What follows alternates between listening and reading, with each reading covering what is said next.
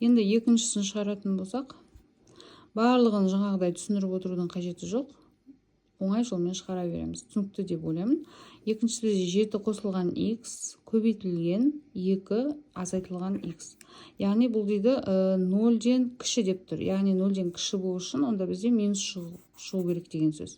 Қай кезде минус шығады?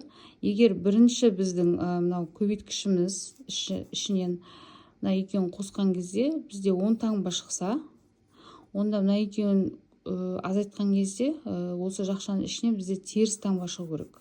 Қандай да бір оң таңбалы санды, қандай да бір теріс таңбалы санға көбейткенде ғана бізде теріс таңбалы сан шығады. Онда осыны орындаймыз. 7 қосылған x үлкен дегенді біз үлкен не тең 0-ден дейміз, және 2 азайтылған x бұны біз кіші не тең 0-ге дейміз.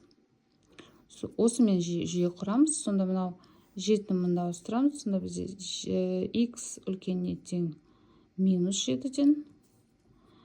Мынаны мұнда ауыстырамыз. Сонда минус x кіші не тең минус 2. Енді мына x-тің алдындағы минустан құтылу керек. Сондықтан біз екеуінде минус 1-ге бөліп ұстауымыз керек. Минус 1-ге бөлген кезде бізде таңба ауысу керек. Яғни x үлкен не тең минус 7-ден болады. Ал x мынау бізде x болады. Мына таңбасы ауысады үлкен не тең. Минус 2-ні минус 1-ге бөлсек 2-ден. Міне осындай бір жауап шықты бізде екінші есепте. Енді осыны біз x осына енгіземіз. Бұл 2 нүкте. Біреуі минус 7, екіншісі ол бізде 2 деген. x үлкен не тең минус 7-ден дейді. Үлкен деген мынау оң жақ. x үлкен 2-ден дейді. Яғни ол да оң жақ. Онда бұның шешімі x тиісті болады бізде.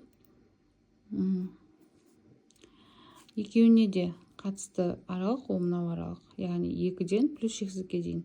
2-ден 2 кіреді плюс шексіздікке дейінгі аралық. Келесі екінші жағдайды қарастыруымыз керек.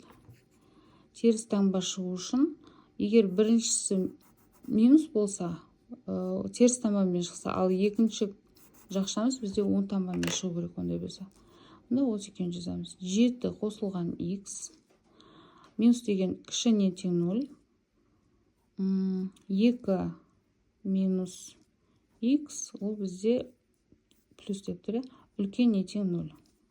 Енді осымен не құрастырамыз? Сонда x кіші не тең минус 7-ге, минус x үлкен не тең минус 2-ге,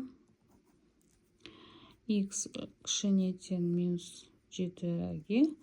Мынау бізде минус x-тан құтыламыз. Сонда x таңбасы ауысады кіші не тең 2-ден болады. Енді бұны да біз былай сызамыз. Минус 7, 2. Енді кіші дейді. Минус 7-ден кіші десе сол жаққа, минус 2-ден кіші десе сол жаққа. Екеуіне де қатысты аралық, ол бізде мынау аралық болады. Минус шексіздіктен минус 7-ге дейінгі аралық. Ал есептің жауабы бізде болады. Жауабы минустан аламыз, ең кіші аралықтан бастап аламыз. Минус шексіздіктен минус 7-ге дейін. Және 2-ден плюс шексіздікке дейін. 2-ден плюс шексіздікке дейінгі аралық екен.